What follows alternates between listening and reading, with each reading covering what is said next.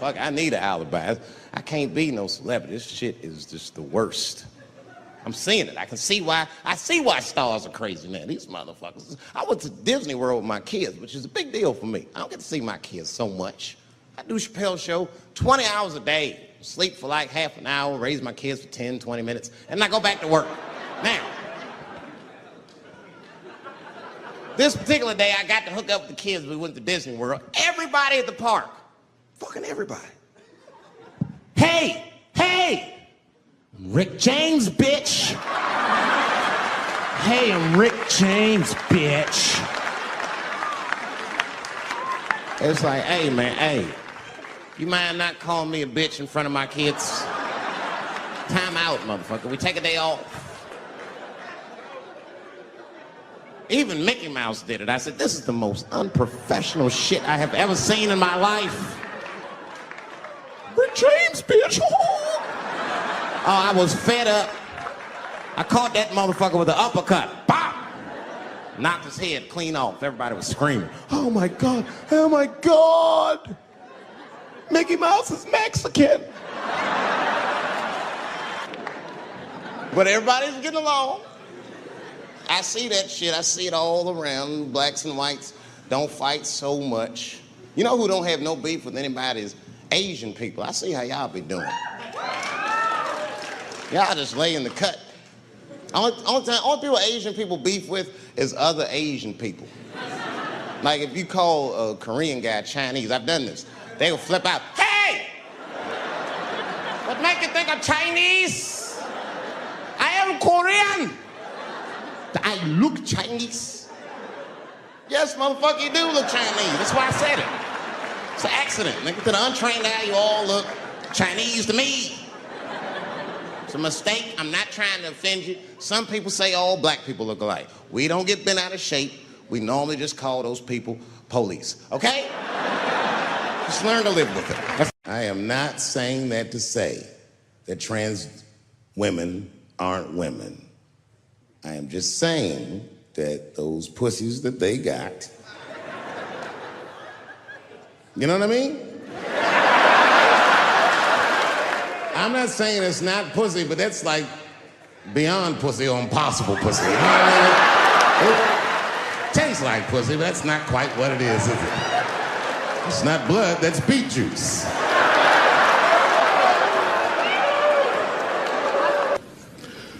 I started doing stand-up comedy when I was 14. I'll never forget the first time I was on stage. The guy that introduced me was a guy named J.T. Newton. I'm 47. I can close my eyes and remember the introduction like it was yesterday. It went like this. Ladies and gentlemen, this next young man coming to the stage is starting his comedy career tonight. Who knows? We may be witnessing the birth of a star. Please welcome Dave Chappelle.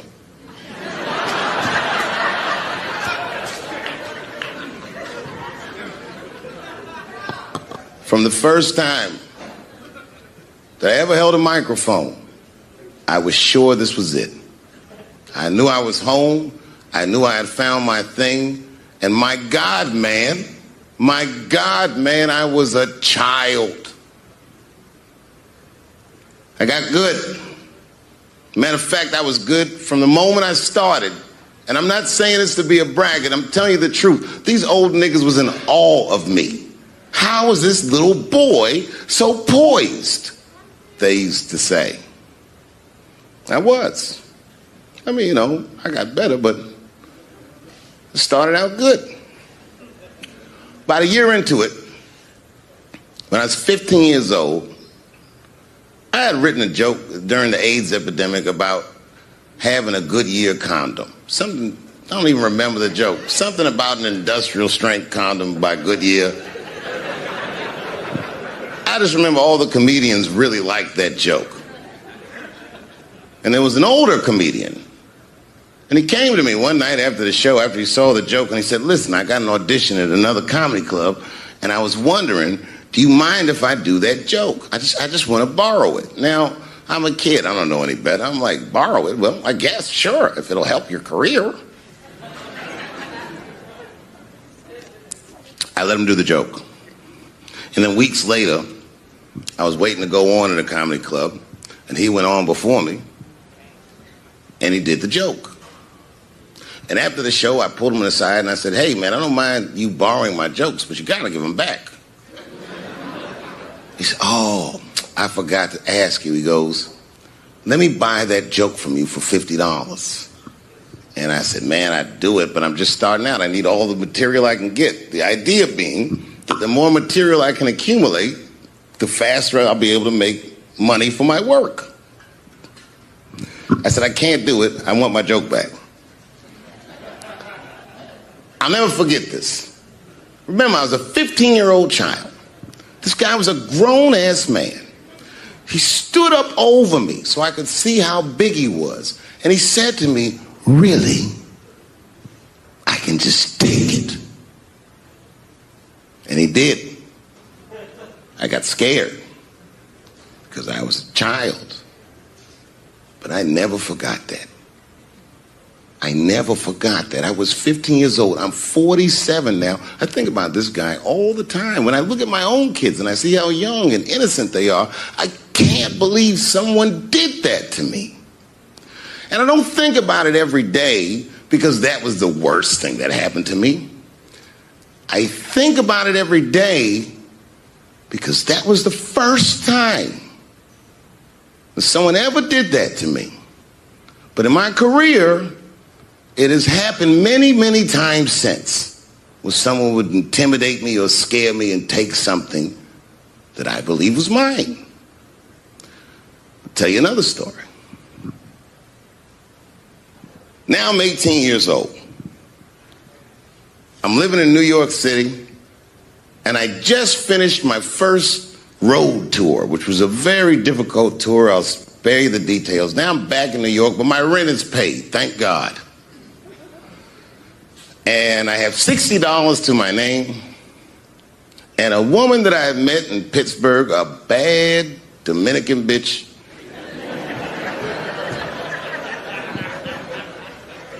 was coming to New York. She was going to spend the weekend with me. I couldn't wait for her to get there. She was coming that evening. But remember, I only had $60 for a whole weekend to entertain a bad bitch. Now I'm walking through Greenwich Village, and I see something I've never seen before. 3-card Monte. You know what that is?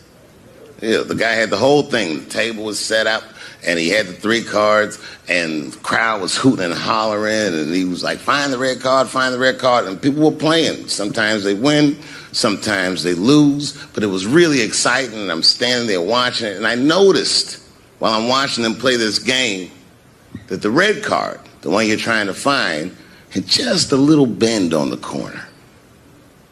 And I'm watching it, and I'm like, yo, this guy doesn't seem to know that red card is bent. I'm gonna beat this motherfucker. And I walked up to the table and I said, let me play a hand. And I put my last $60 on that table, and he starts to shuffle and find the red card, find the red card. And I kept watching that bent card go around the table, make sure I kept my eyes on that bent card. And when he stopped shuffling and he said, find the red card, I pointed to it with confidence. Here it is right here. And he flipped it over, and it was black. And he took my money. I couldn't fucking believe that. How did this nigga do that? Was that magic or sorcery? I was confused. So you know what I did? I sat there and I watched him for a real long time play the game. And I realized that all those people who was doing all that hooting and hollering and betting, my God, they were his friends. They were in on the whole thing. I felt so wronged. I felt so stupid. And then the next sucker came up to the table and was about to put his money down. And I said, fuck that, man. Don't put your money there. All these niggas is in on it. It's a trick. And when I said that, the guy that was dealing, and this motherfucker was huge, snatched me up by my collar. Feel how strong he was when he grabbed me. I was a skinny little guy. And he was gonna maul me. And the only reason he didn't, I'm sure, is because he saw the fear in my face. And that fear, he looked at me. I saw his eyes go from hard to soft. He softened. Then he looked at me like the way a father would look at a child. And he said to me, young man, don't ever come between a man and his meal. I never forgot that either. Most niggas would have to run the streets for years to learn a lesson that profound. It took me 2 seconds. Never get between somebody and their paper. Taking a man's livelihood away from him is akin to killing him. Look, it was way more intense than what you guys might have read. I don't know what you read, but the kid, while we was beating on him, reached in his waistband, pulled out a .22 caliber pistol. That shit was mayhem. Everybody started screaming, oh my God, he's got a gun. He's got a gun. And then I got scared. I was in the back, but I was scared because I knew that everybody that was with me was armed. Yes, if they had shot and killed this kid on stage at the Hollywood Bowl, like I pay you to do, Travis,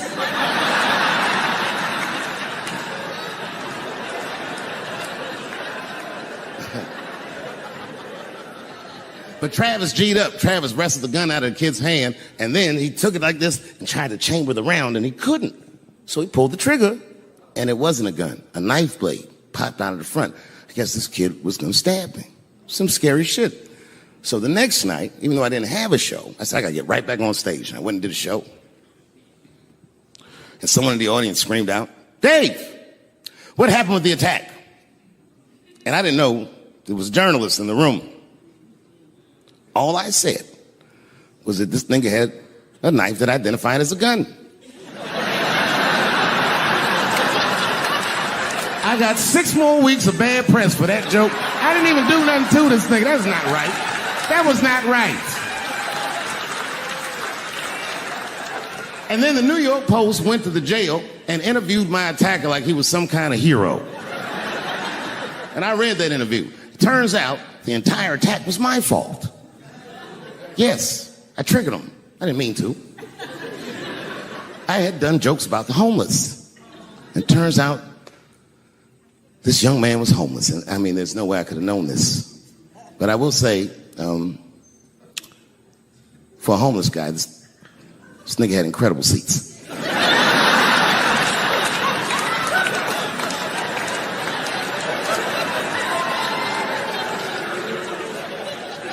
Oh, and they said I triggered him because I had done LBGTQ jokes, and it turns out this fellow was a bee. That was the headline of the article. It said, Dave Chappelle's alleged attacker is bisexual. I said, alleged attacker? This motherfucker definitely attacked me. I'll show you the tape. He's allegedly bisexual. I'm gonna need to see him suck somebody's dick before I believe the rest of this article.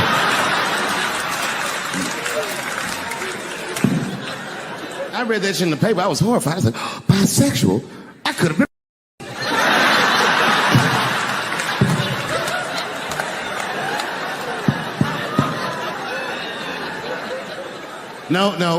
No, you know what though?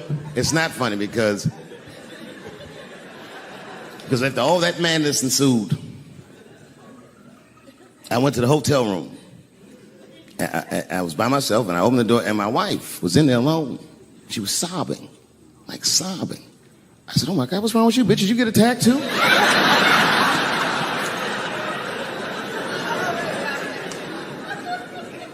And she's crying, and she said, oh my God, David.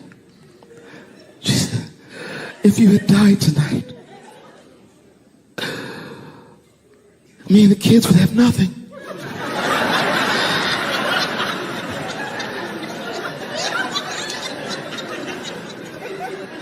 Then I knew it was serious. So I sat down on the bed next to her. And I reached in my pocket, I pulled some keys out that she had never seen before. She said, what are those keys? And I gently placed them in her hands. I said, sweetheart, those are the keys to my safe deposit box.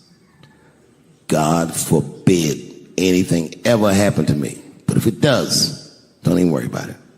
You and the kids have everything you need in that box. I've already taken care of it. And she was looking at them keys, and I could see her mind realize what we were actually talking about. And then she just started crying harder. And to be honest with you, that made me cry a little bit too. And we hugged each other real tight.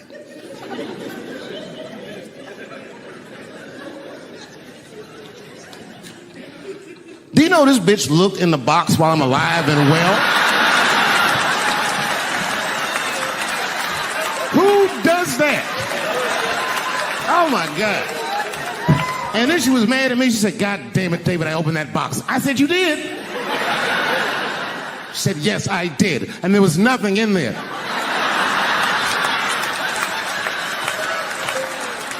I said, nothing? Oh. She said, nothing except your stupid joke book. I said, whoosh. I said, well, sweetie, look. If you tell those jokes exactly how they're written, you and the kids should be fine. They're really good jokes.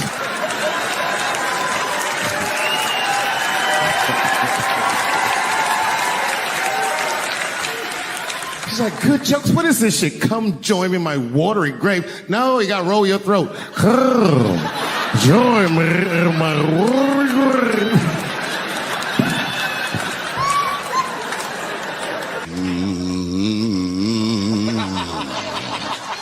You know, that's just my grandmother used to sing that when she cleaning up. That's a Negro spiritual. Black work song. Not everybody know about that. I know. See, white people, you guys might whistle when you work. You dig? But that's how you can tell what kind of work we're actually doing.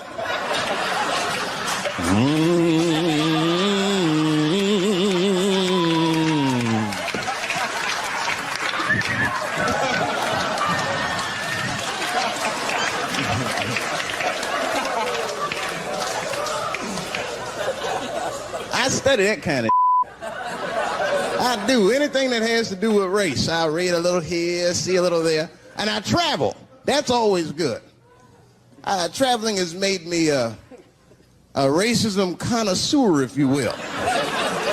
You know, it's different from region to region. Anyone ever been down south? So you guys know what I'm talking about.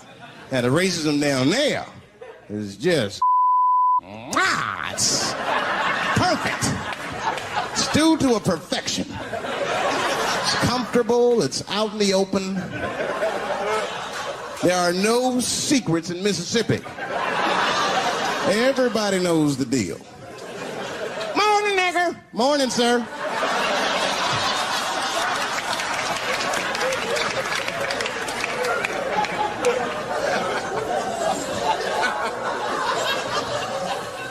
Not up here.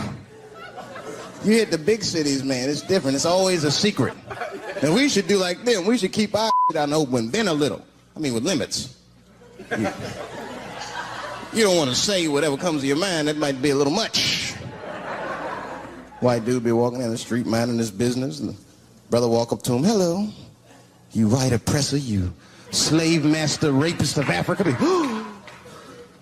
Why, hello, my big lip spear chucking friend. Touche, honky. So, Whitey, what did you do today, huh? Oppress a new land and make the people there Christians against their will?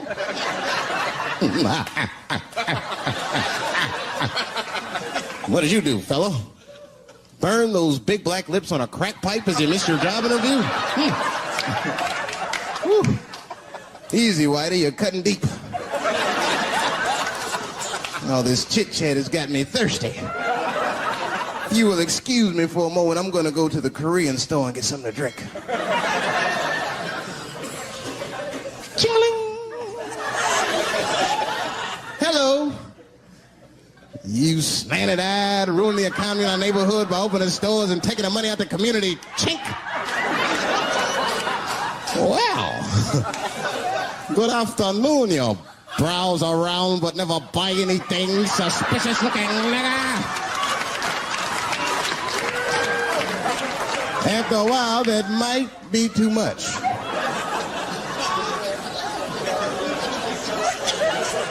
But you can't help it. If you're an American, you're a racist.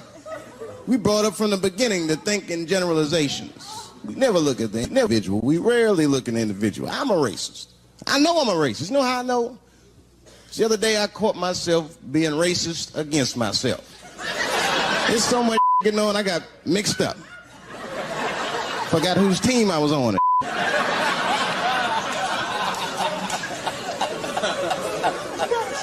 One time I was reading the paper, man, this story came on about this guy was suing a department store because they wouldn't let him play Santa Claus, you know, because he's black.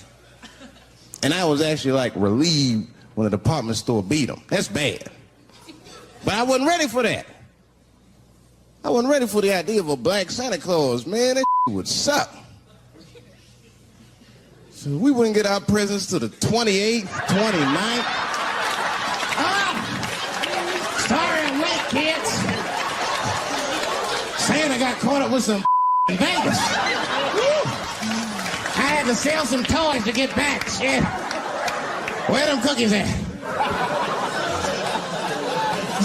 I heard that when Martin Luther King stood on the steps of the Lincoln Memorial and said he had a dream, he was speaking into a PA system that Bill Cosby paid for.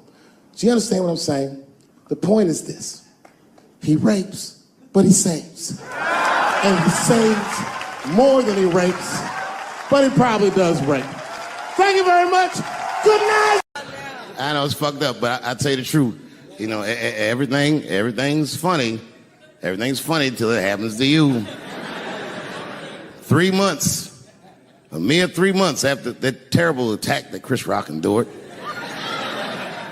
I was on stage at the Hollywood Bowl, and a lunatic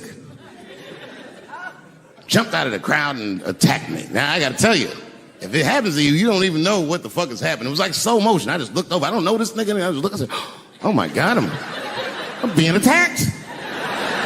And this motherfucker was ragged. He jumped at me. He was like, ah! I'm old, but I'm fast. I caught this motherfucker's head with my hand and pulled his hoodie over his eyes. I can still feel his head in my hand. It was spongy. He had been growing dreadlocks. Not the beautiful dreads that Rastafarians grow. These were accidental LA homeless dreads. This shit had leaves and sticks and bottle caps and shit in it. Some kind of grease. I was like, ugh, like this. And then I fell down. And he knocked me all the way on the ground. And I was like, man, this is a bad situation. I'm like, I don't know if I'm gonna die or what's gonna happen. But in that moment of vulnerability, you know what occurred to me that had never occurred to me before in my life?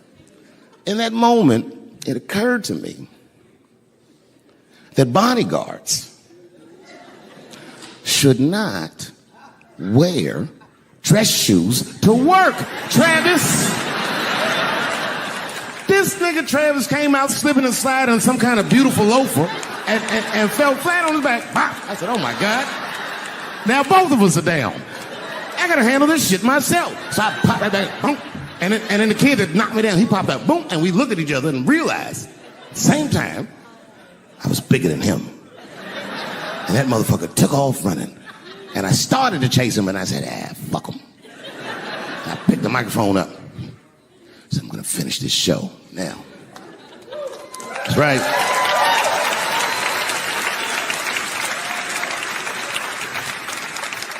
For 3 months before that, I'd been making fun of Chris Rock. And people would ask me all the time.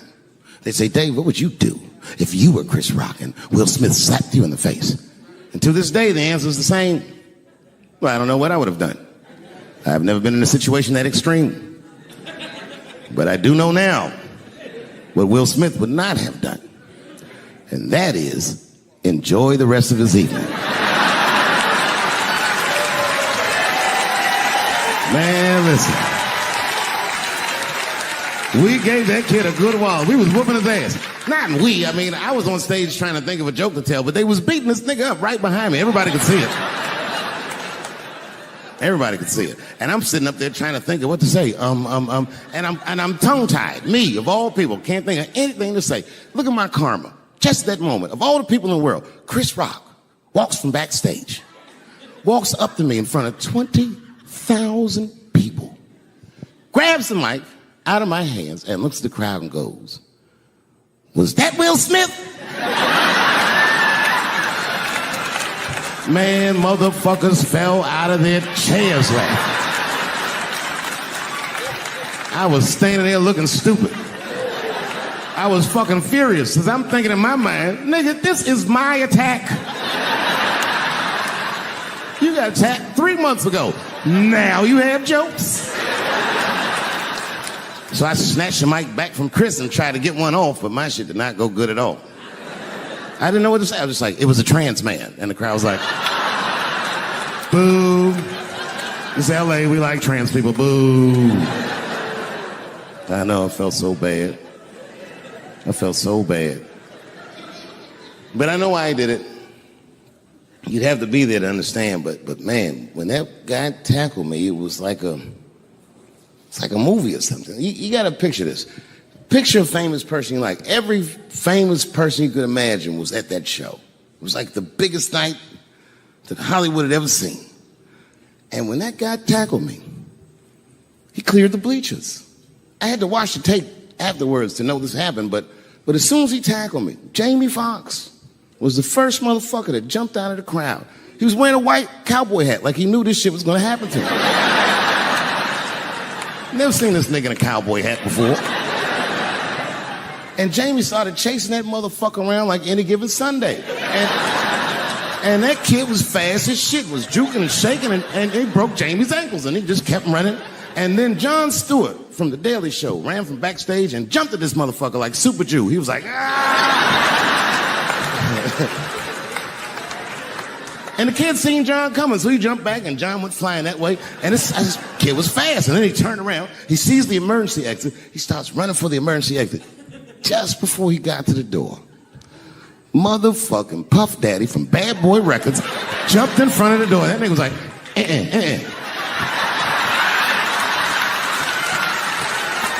Boy, Puffy got that motherfucker. And then every celebrity just ran out, because every celebrity saw themselves in me, and they just started beating the fuck out of that kid.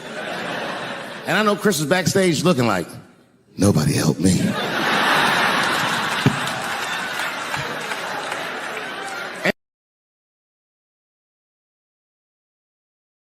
And me and her, like, we weren't arguing, but you know what I mean? She was just like, you need to stop doing that. And then I tried to change the subject. I go, how is school going, boys? And my sons tell me, well, we didn't have school today, technically. I'm like, well, what's going on? He said, well, there was like a school shooting drill. I never heard of this. You know what this is? They have drills that they make kids do where they practice what to do if somebody comes to shoot up their school. I'd never heard that before. I was like, what the fuck? Then I had to tell my sons the truth. I didn't want to tell them this shit. Son, listen to me. Fuck that drill. If somebody comes to your school and wants to shoot it up, I'm just gonna be honest with you. You probably gonna get shot, nigga. I'm just being real. You got a famous dad. I talk a lot of shit. They're gonna be gunning for you, little buddy. Just stay low and run in a zigzag pattern, and don't try to save anybody, son. Do you understand me?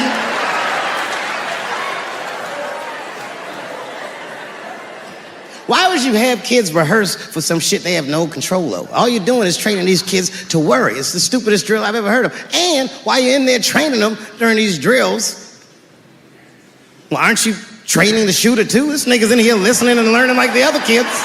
Sitting in the back. Where are we supposed to meet?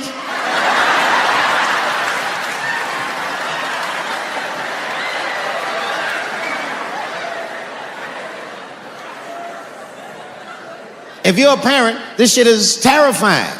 This shit is real scary. All the parents is looking at each other crazy. Because we know as parents that one of us is raising the shooter. Just don't know which one of us it is. All we know for sure is that if you're a white parent, the chances that it's you exponentially higher than the rest of us. And shooting up school is a white kid's game. It's fucking crazy. You know, I hated school too. It never occurred to me. Kill everybody in school? It's fucking crazy. Just do what I did, nigga. Try some things. Have you skipped school, nigga? Skip school. Take a walk and meet some other kids. Fuck school, nigga. Try drugs. Have you tried drugs out, nigga? That might...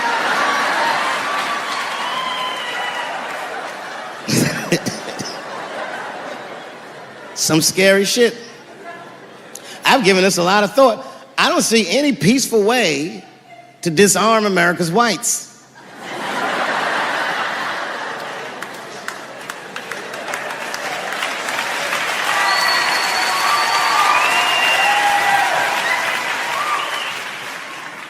There's only one thing that's gonna save this country from itself. Same thing that always saves this country from itself. And that is African Americans. Right. And I know the question that a lot of y'all have in your minds is, should we do it?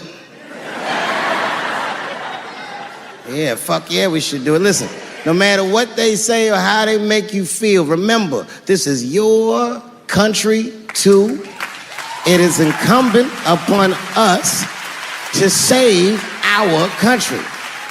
And you know what we have to do. This is a fucking election year. We gotta be serious. Every able-bodied African American must register for a legal firearm.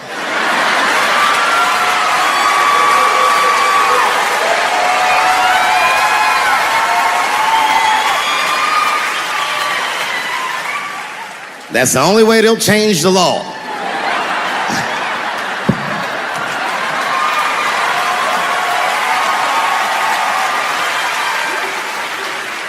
I hate guns, personally.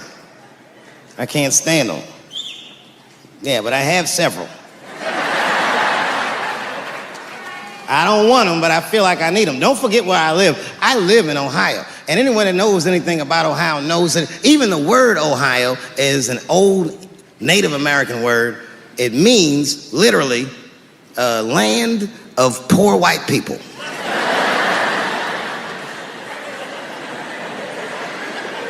And I don't know what's going on down here, but in my experience, poor white people love, and I mean they fucking love, heroin.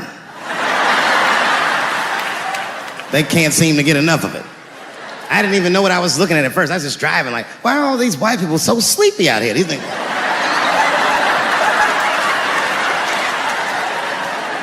It's really bad.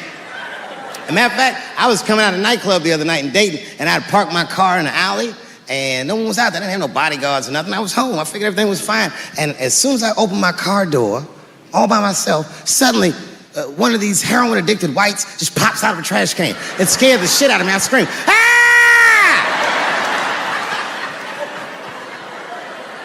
And then I realized it was a woman. She was fucked up. She's like, hey, man, relax, okay? I'm sick, all right? I need some drugs, man. Please, I'll suck your dick for $5, man. I was like, ugh. 2.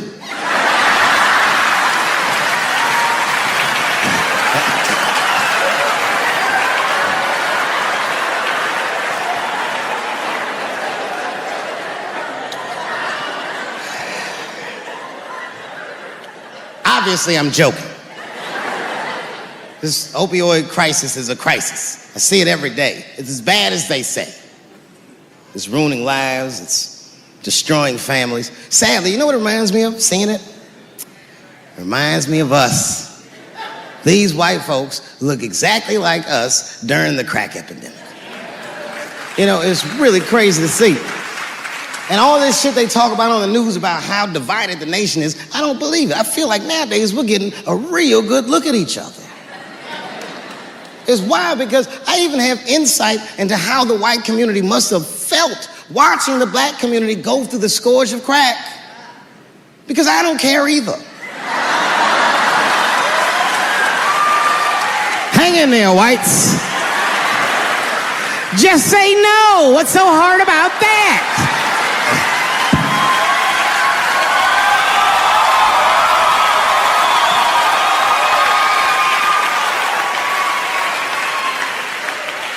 Remember when y'all said that to us? But it's okay.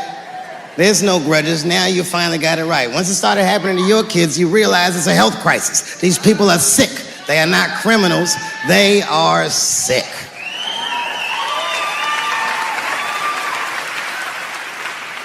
Be that as it may, I'm armed to the teeth. First gun I bought was a 12-gauge shotgun. I didn't want the gun. Remember, though, I'd moved to a farm, and I was sitting there on the porch, and I see a white dude walking across my property, entitled, like he's supposed to be there. He had a rifle over his shoulder, too. Ain't that a bitch? I said, what the fuck is this guy doing on my property? I was mad as shit, but I was unarmed. So I ended up just waving to this motherfucker like a bitch. I was just like...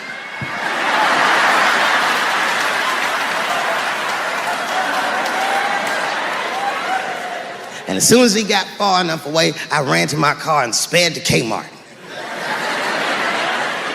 This is in a rural white area. And remember, I was nervous because the guy was on my property, I'm black, and I was sweaty. You know what I mean? And I ran to the gun counter, black and sweaty, sweating and black, and I looked up at the nigga, I was like, I look like a slave or something. I said, I need a gun immediately, like that, just like that. The guy didn't answer, no questions. He just grabbed a 12-gauge shotgun, handed it to me. I'd never even held a gun before. I'm not a dummy. I'm like, well, I need some bullets too. And the guy reached under the counter, put 2 box of shells on the counter. He said, all right, buddy, which box do you want? And I didn't know. One box had a picture of some ducks on it. The other box had a picture of some deer. I said, well, what's that box with them ducks? He said, oh, that there's birdshot. And then he goes just like this, I'm not exaggerating, he goes, that won't kill a man.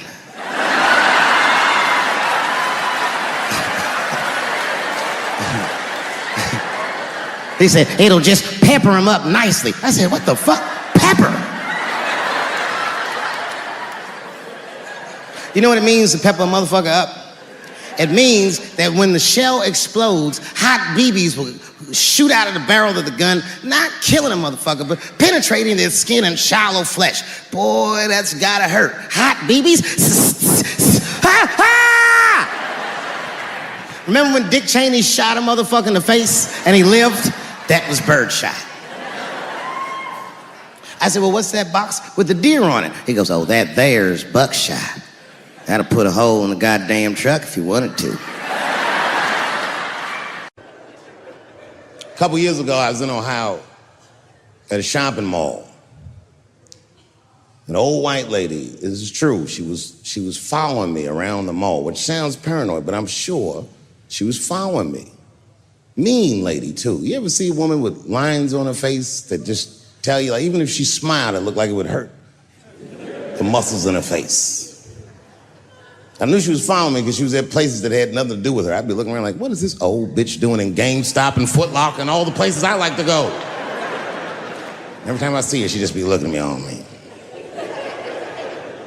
And eventually, I forgot about her. So then after I'm shopping, I go all the way to the back of the parking lot. I'm parked all the way in the back. And as soon as I open my car door, I hear a voice go, Dave Chappelle. Just like that. I didn't even have to look. I knew it was her. And I looked back, and sure enough, there she was, that face. To be honest with you, she probably wasn't even that old. She's probably around my age. But she was a white woman. This bitch looked terrible. I kept my cool. I was nice. I said, hello, miss. And she didn't say anything back. All she said was, I watch your comedy. I said, uh-oh. And then she says, it's true, she goes, it sounds to me like you hate women. I said, well, you know what, miss? It's art.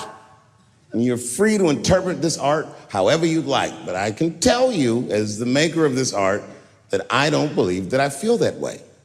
And she said, well, I think, and I said, shut up, bitch. Shut the fuck up. Before I kill you and put you in the trunk, ain't nobody around here.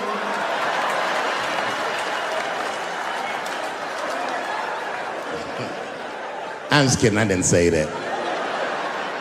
I felt that way, but that's not what I said. I was more clever than that. You know what I said? And this is exactly what I said. I said, Miss, before you finish that statement, let me ask you a question. Where'd you see me? Did you buy a ticket to a concert I did? I doubt that. Or maybe you watched one of my specials on Netflix. Or did I follow you to your car and do my act? She said, what? I said, keep it in the comment section, bitch, this is real life. Ta-ta.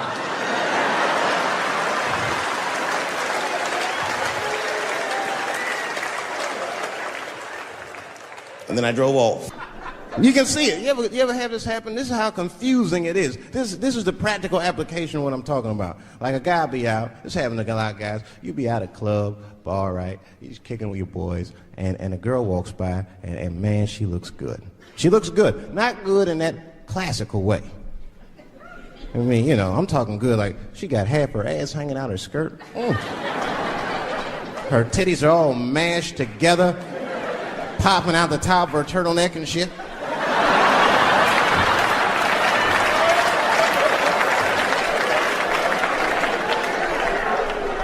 And you with your buddies, right?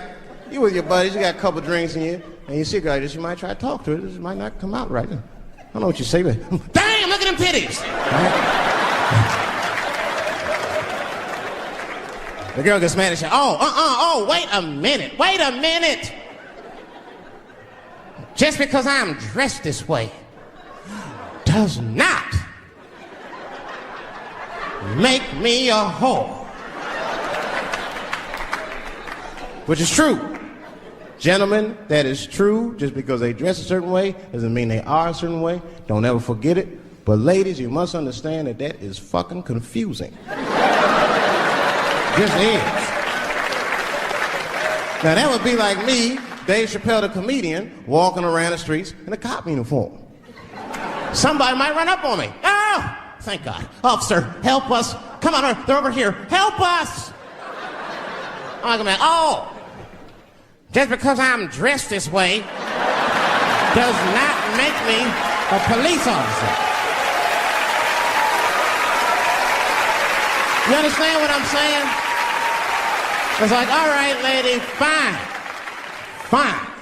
You are not a whore. But you are wearing a whore's uniform, I'll tell you that shit right now. Another time, about 6 years ago, there was a lesbian woman that tried to sell a story about me to TMZ. Thank goodness TMZ could see right through the sham of that story. This woman claimed that I beat her up in a nightclub because she was a lesbian. That is fucking crazy. Bitch, I didn't even know you was a woman.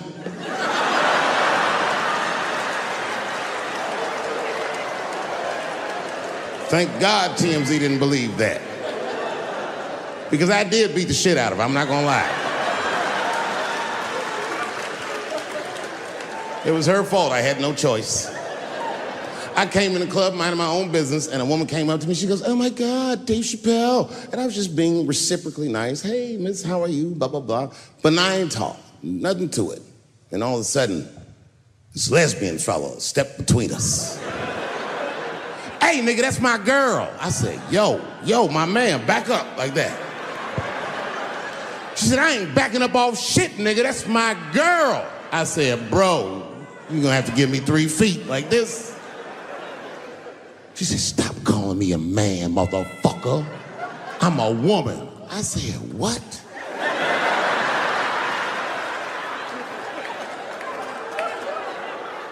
And then I looked deep in this nigga's cheekbones.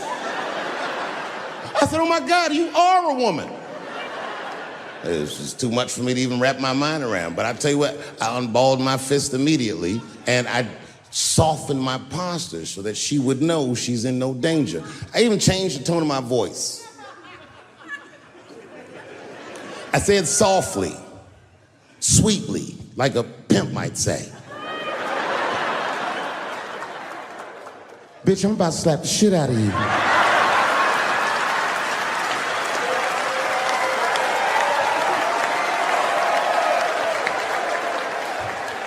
I should have done it. Oh, I wish I didn't say that. She dropped that foot back. Boop. She was in a perfect southpaw stance. Her shoulders were angled correctly. Her head movement was good. I said, oh no! This bitch boxes for real. She threw a wild hook at me and I saw it coming from yesterday, so I slipped it like this. I had no choice. I had to go to work. I let that jab go. You should have seen me go, nigga. I tenderized them titties like chicken cutlets.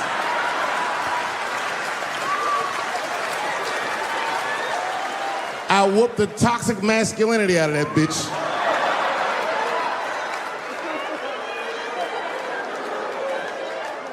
I'm sorry, ladies. I got a fucking Me Too headache. Y'all is killing me right now.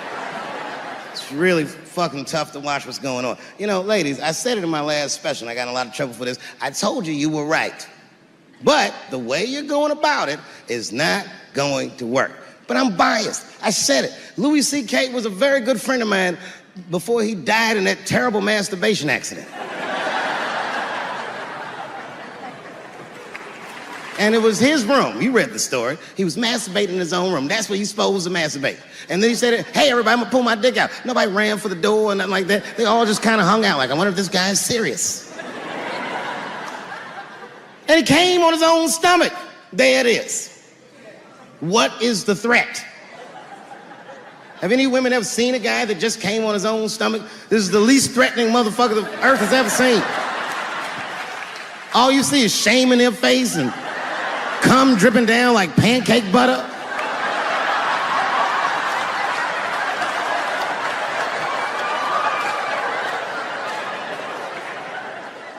He didn't do anything that you can call the police for. I dare to try. Call the police on him. Hello, police? Yes, I am on the other line with comedian Louis C.K., and I think that he is masturbating while I'm on the phone. You know what the police are gonna say in Atlanta? Well, what are you guys talking about?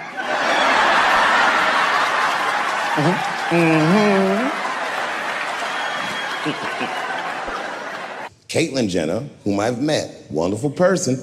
Caitlyn Jenner was voted Woman of the Year. Her first year as a woman. Ain't that something? Beat every bitch in Detroit, she's better than all of them. Never even had a period. Ain't that something? Oh, I'd be mad as shit if I was a woman. I'd be mad if I was me. If I was in a BET Awards sitting there and they're like, and the winner for Nigger of the Year, Eminem, my man. The only thing in our society that bothers me the most is the way that men and women don't get along no more. That's really what's bugging me about it. Men and women just don't get along. Like, I hear women say this all the time. I know a lot of you sisters be like, chivalry is dead. Don't you? Don't y'all feel that way? Like men aren't gentlemen anymore? That's right. Chivalry is dead. And women killed it.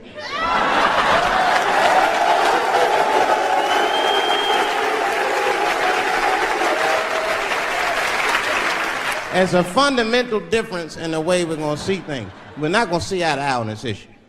We're just not. Our tests in life are different. A woman's test in life is material. A man's test in life is a woman. Now, by test, I mean that those are the things that we desire. Men have nice cars. Not because they like nice cars, because they know women like nice cars. That's how it goes. Because men are hunters, and the car is the bait. And a woman comes and says, ooh, nice Porsche. Gotcha, bitch. That's how it is.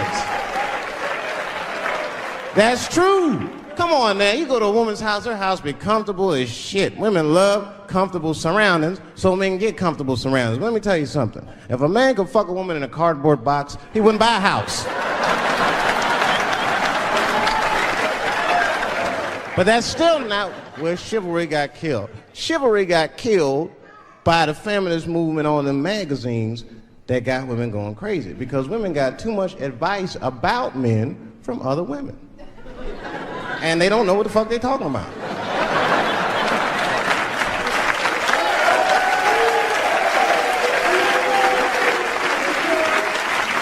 And it's true. I see this shit in the magazines. I don't read them, but I be seeing the cover. I be in the grocery store, fellas, you look at one of the magazines, like, what is this? And they say on the cover, 100 Ways to Please Your Man by some lady. Get out of here, man. Come on. Ain't no...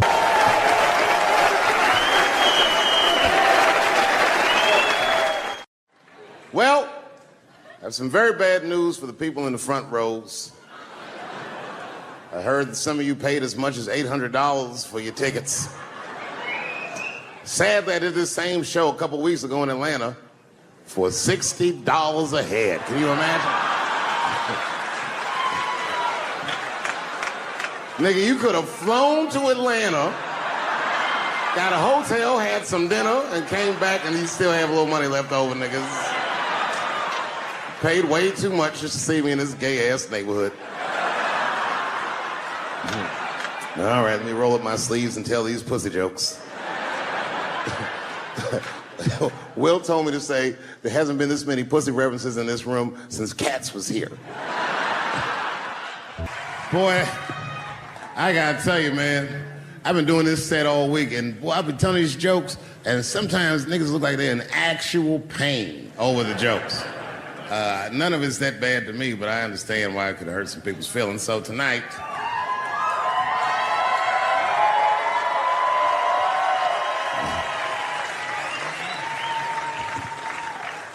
I'm gonna give you an opportunity that I rarely give anybody. I'm gonna let you say whatever it is you need to say to my face,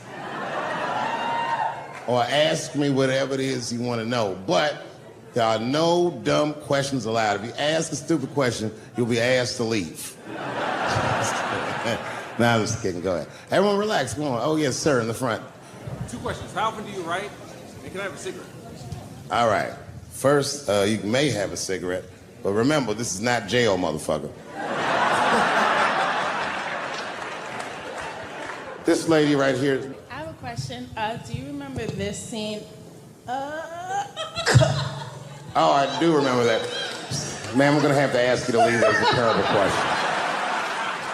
This gentleman in the front with the salmon-colored shirt on. I was wondering if you had any advice for young comedians that you generally give, and... Are you thinking of doing comedy? I've never done it before, but watching you has made me want to try it.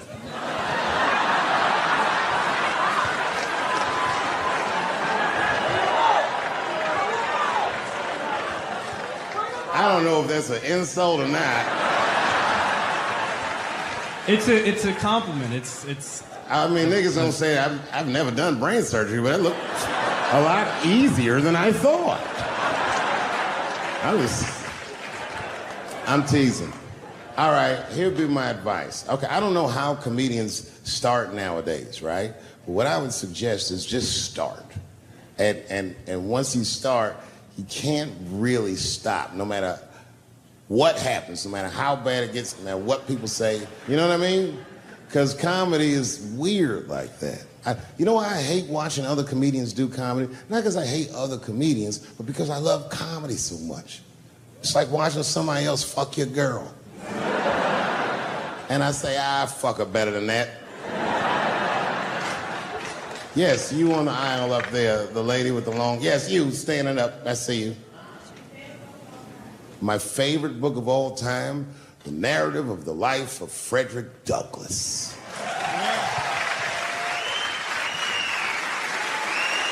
That guy with the baseball hat. Marry, fuck, kill, Michelle, Rihanna, Oprah. Wait, who's Michelle?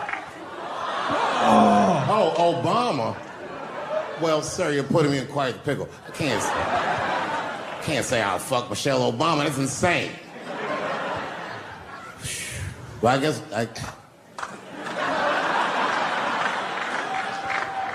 I mean, because I wouldn't kill any of those women.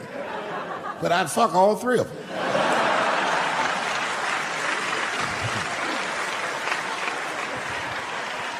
The gentleman in the blue Oxford standing up. Tell us a story with Charlie Murphy. Tell a story about Charlie Murphy? Or your favorite. Boy, there's so many good Charlie Murphys. You know, the thing with Charlie Murphy is he used to just make us laugh all the time. And I used to ask him about all the old Hollywood shit I was curious about. Like when they used to accuse Michael Jackson, I remember asking once, I go, Charlie, do you think Michael Jackson actually did those things? And he said, let me ask you a question, Dave. He said, say it is illegal to fuck women. How long are you staying out of jail? So God bless Charlie Murphy, wherever you are. Charlie, I love you. Who do you think is going to win the 2020 election? All right, I'm going to put a pin in this, but I'll tell you right now, fella, I don't know, but I think Trump has a better shot than a lot of people would like to think. I'm just saying, it all depends on how the left talks. The way we're talking is not going to win the fucking ball game. Donald Trump's over there on the right, grabbing handfuls of pussy. Joe Biden can't even smell hair over here. Fuck this side. All right, man, go ahead. Thank you so much for this show. And How old are you? 25. 25? Yeah. Boy, don't let R. Kelly see you. He's gonna pee on you by accident. Oh, my bad. I thought she was 15. Yuck. I'm totally joking. I'm sorry. My question is there anything you've learned from another comedian that you feel like will stay with you for life? I tell you what, miss, that's a good question. Yes, is the short answer. A longer version of it is this. I was raised by comedians. I started doing stand-up when I was 14. The other day, I went to a comedian's funeral, and I realized as we was putting this motherfucker in the ground that these people are at least as influential to me as my family. I rock with these niggas till the wheel falls off. We fight and we fuss and we are jealous of each other and we get mad at each other, but my life wouldn't have been what it was without each and every one of them, and I consider them my family. That's the answer. Still hadn't figured out exactly how to say what I wanted to say, but I was doing pretty good. And I was doing some Me Too jokes, and a woman stood up from the audience and she was crying. Clearly, it was a white woman. She says to me, you can't say that. It's 200-seat room, it's a very small room. I'm like, what the fuck are you, like, miss, are you okay? What are you doing? She said, you can't say that. I said, yes, I can. It's my show. I'll say whatever the fuck I want. The crowd's like, ooh, like this. And then she gets up from the table and she starts making a big, like, show, just pushing through the aisles and all this stuff. And there's like a curtain right before the front door. And she gets to the curtain and she's crying. It's fucking crazy. She says, I'm sorry I was raped. It's a fucking comedy club. It's like loud farting getting out of an elevator. Nothing funny can happen in here. Now I'm trapped in a room with this woman's fucking stink.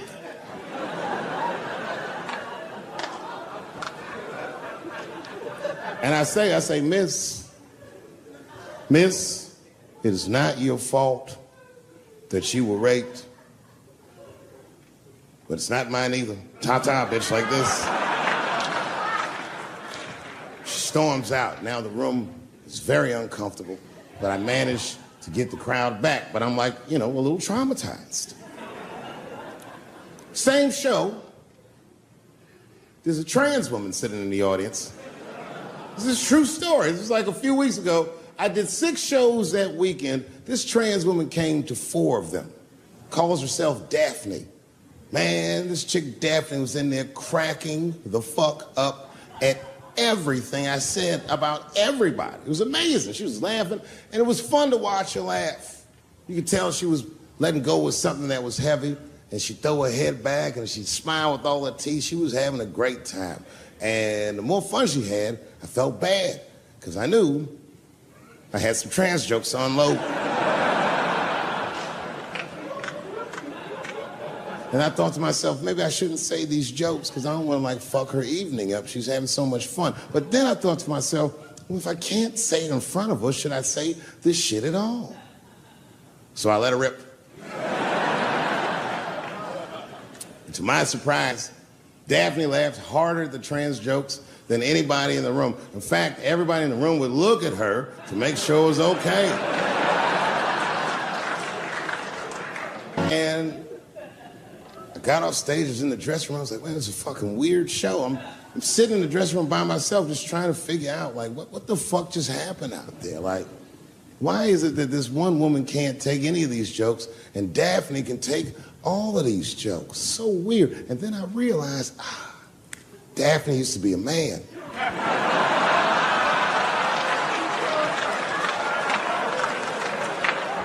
So now I go out of the dressing room and like you can see like all the staff was there like cleaning the club up, the audience had gone, and sitting at the bar by herself was Daphne.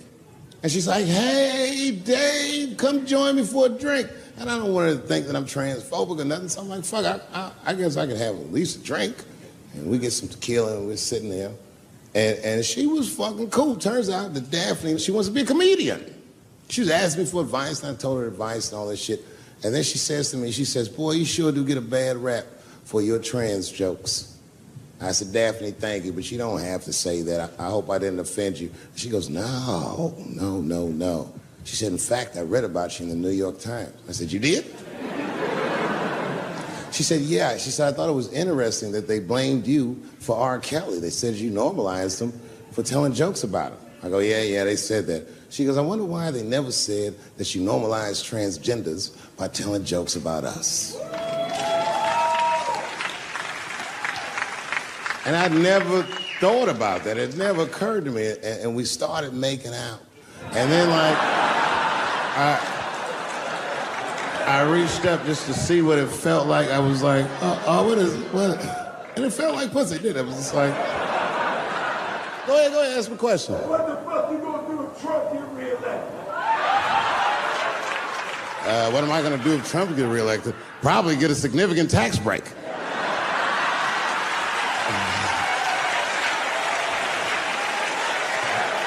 Hey, you wanna know why I don't even talk about Trump in my show? Because that motherfucker is not the hokey pokey. He is not what it's all about. There's millions of people that put him in power, and the ideas that he puts forth are not his own. He's singing poor white people's greatest hits. So why the fuck would I worry about him and not the other millions? Really, you know who I'm gonna vote for next time if things keep going the way it's going is that gay dude. No, Mike Pence. It's a safe place where I could tell some jokes. And I find out that this comedian I know, Chris Tucker, who's in all those Rush Hour movies, I find out that Chris is in San Francisco too at some charity event. So I call him, I'm like, yo, I just saw you at some charity event. I said, I'm doing a show at the Punchline, why don't you come by the club after your event? He's like, cool, Dave, I thought you was dead, nigga, I'll come by. He says, is it okay if I bring some friends? Because, you know, I'm with a lot of people. I go, man, you Chris Tucker. You can bring whoever the fuck you want. And then I show up to the club late that night, and I walk into the dressing room, and sitting in the dressing room is Gavin Newsom, who at the time was the mayor of San Francisco, but now he's the governor of California. And sitting next to him was Kamala Harris, who at the time was the DA of San Francisco. Now she's the senator from California that's front-running on the Democratic ticket. And sitting next to her was Al Gore. It's fucking weird. And sitting next to Al Gore was the guys from Google, Sergey, and I don't know how to say these. All right. And it was Chris Tucker and Ben Jealous, who at the time was the president of the NAACP, who was all just at this big charity dinner, and Paul Mooney was drinking scotch. And we all was just in there. And, you know, at first I was a little uncomfortable when we started talking, and we all got along really well. At some point, Kamala Harris she says to me, she goes, you know, a friend of mine is announcing his candidacy for president tomorrow. I went to college with him. I'm like, what? I go, Barack Obama? She goes, you've heard of him. I'm like, yo, I just read about this dude. And she goes, yo, yeah, blah, blah, blah, we talking. She goes, you know what? She says, let's call him on the phone. I said, what the fuck? And she picks the phone up and she dials and she's listening like this. And she goes, this is voicemail. And she gives me the phone, she goes, leave him a message. You know, I didn't know what to say. I just said what you say to any black dude that's running for president. You know, stay low, running a zigzag pattern, this kind of shit.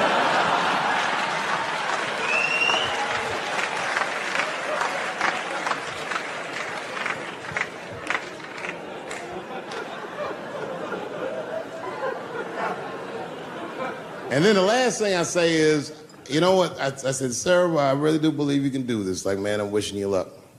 Now, next day I wake up and go for coffee at a place called the Embarcadero. It's like an eatery by the sea in San Francisco. And I'm walking to the coffee shop and there's a police line and I can't cross the tape. But then I figure, fuck it, I'm Dave Chappelle, so I go into the thing like this. And the police yoke me. These motherfuckers like tackle me immediately. And I see over the police's shoulder Gavin Newsom. I couldn't remember his name, but I remember the night before I had kept teasing him and saying he looked like Christian Bale, the guy from the Batman movies. So I see him and I can't remember the name, so I'm just like, Batman, help!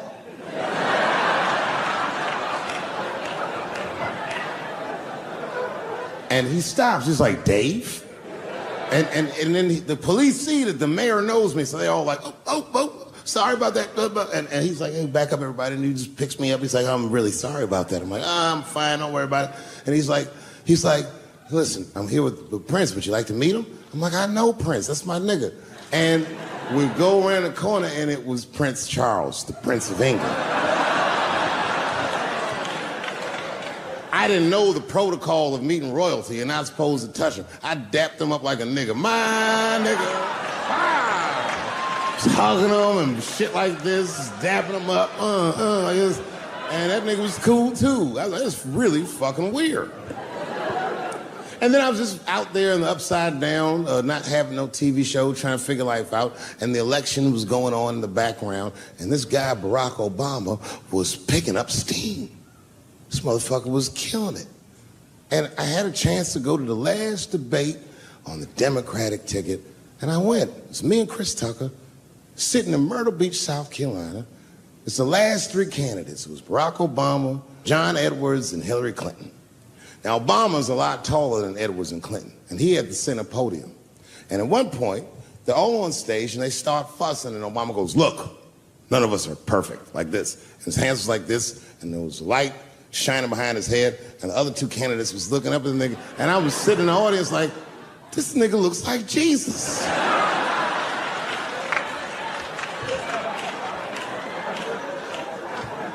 And I realized in that moment that I was looking at the next president of the United States. I was certain of it. I couldn't explain it, but I knew what I was seeing.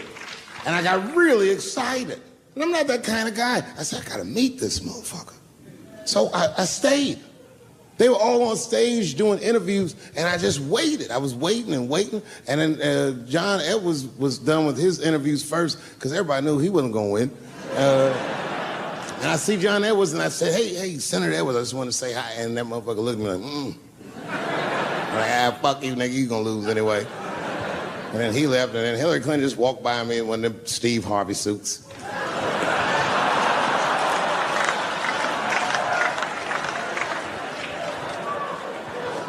But Obama was taking forever.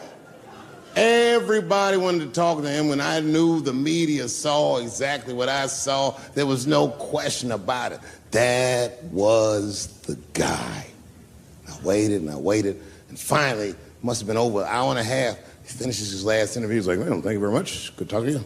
And he turns around, and we make eye contact. He sees me, and when he sees me, he looks over, he goes, Dave Chappelle. And Obama did me the same way I did Prince Charles. He dapped me up, and he like bro hugged me, and he pulled me in, and I'll never forget this. He said in my ear, I got your message. Thank you very much, New York. The second time I met O.J. Simpson.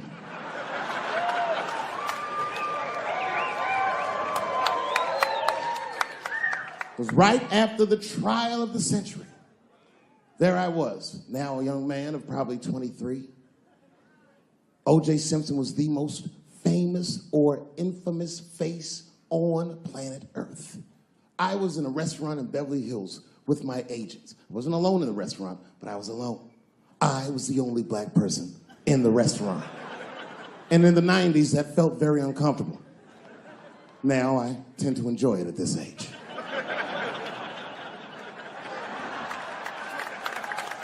I was having dinner with my agents, celebrating a deal that they told me was lucrative, but I later learned fucking sucked. And suddenly, a group of women walked by.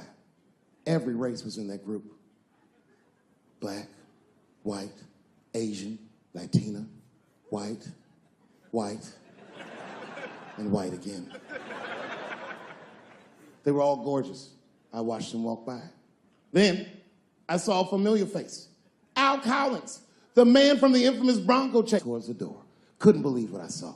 And then, close behind him, was O.J. Simpson, newly released from jail. The restaurant fell still. I was shocked. I didn't mean to say it out loud, but it just came out. O.J. He stopped, turned around to see who said it, saw my black face, and correctly assumed it was me.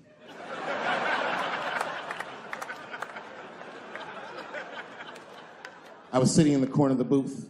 He leaned over all the white people I was having dinner with and shook my hand. How are you, young man? He looked in my eyes, and I could see in his eyes that he didn't remember meeting me the first time. And then he walked away. And I looked back at my agents, and all of them had nothing short of disgust on their faces.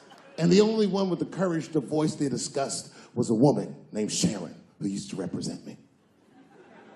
How could you, she said.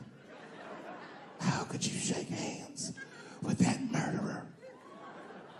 I said, Sharon, with all due respect, that murderer ran for over 11,000 yards.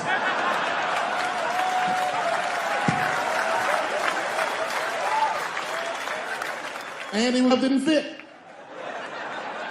Glove didn't fit. Get over yourself. Some people can't do that. Some people just can't get over themselves.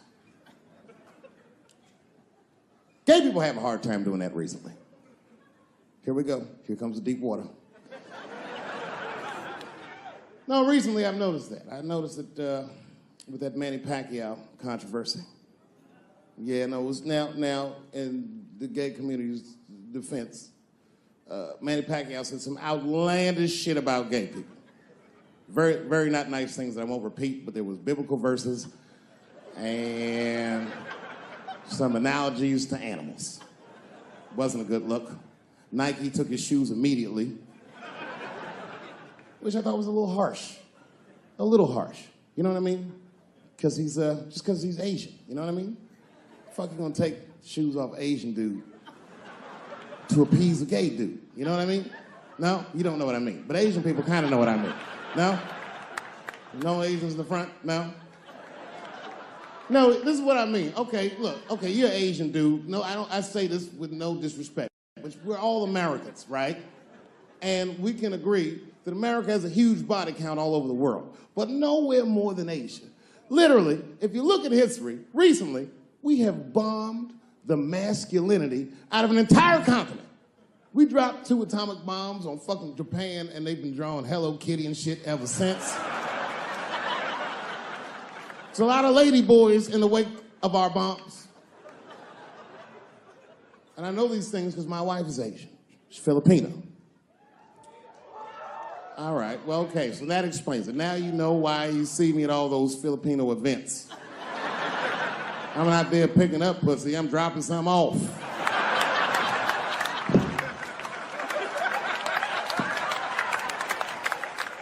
I take my wife to all that shit. I took my wife to see Pacquiao fight Mayweather. We sat ringside, okay? That was a quiet car ride home. That's what that was. But if you know what's popping in the Philippines, you know that they got a whole generation of kids in the Philippines growing up without their mothers. Yes, a lot of women in the Philippines go to the Arabian Peninsula, they come to the United back home, which is still one of the #1 staples in the Philippines economy, money that their expats send back to the Philippines. The men, on the other hand, are left rearing children, twiddling their thumbs, waiting on their wives' checks. These men have been fucking emasculated. And then suddenly, a boxer rises from amongst them and reinstates their manhood with his motherfucking fist. This is not the guy you're supposed to ask, what do you think of homosexuals? He's not your champ.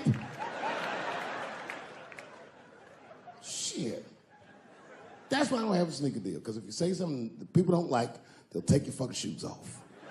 Throw the hat.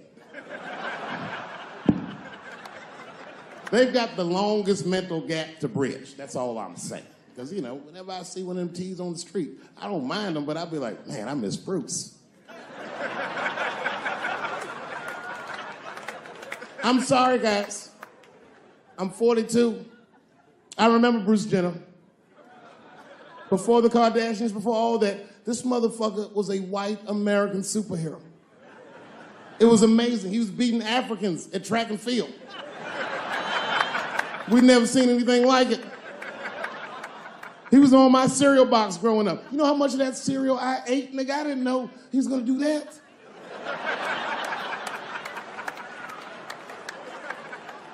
I knew before you guys knew.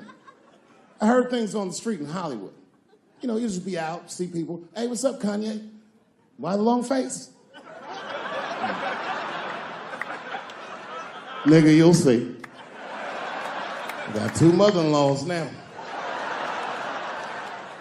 And when I heard he was gonna do it, I was scared. I didn't think the public was ready. I didn't think the media was ready. And you know what? I was wrong. Never seen anything like it. Welcome to the world, Caitlin. So long, Bruce. Hello. Somebody called me a nigga in traffic last Wednesday. It's so long, it takes a minute.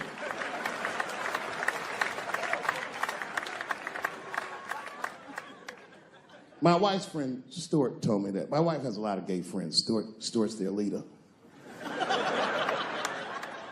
She has a lot of gay friends. And I don't like them.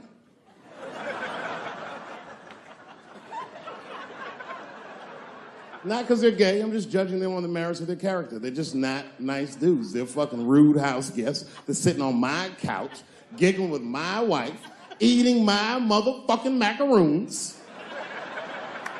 And I come in, they act like the party's over. Hey, Stuart, what's going on? This guy talks to me the way a cat would speak if a cat could talk. Hi, David.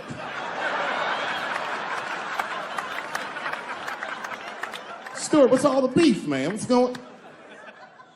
He always wants to have some kind of gay political argument. The last one was about a petition in federal court to take the words husband and wife out of the law. I said, well, why would you want those words out the law? He said, because it discriminates against same-sex couples. I was like, niggas, please save me the semantics. Just trust me, take your chips and get the fuck out of the casino. You're about to side, talk that over amongst yourselves, and whichever one of you is gayer, that's the wife.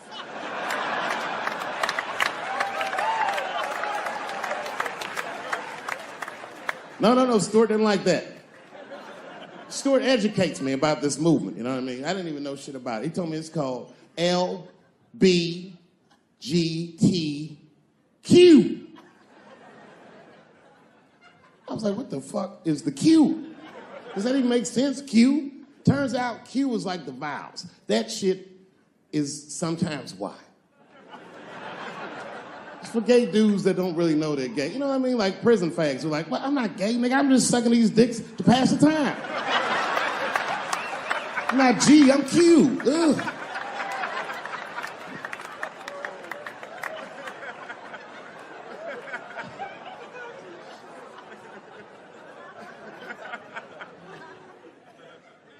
I think, okay, again, of all those letters, the T has the toughest road ahead.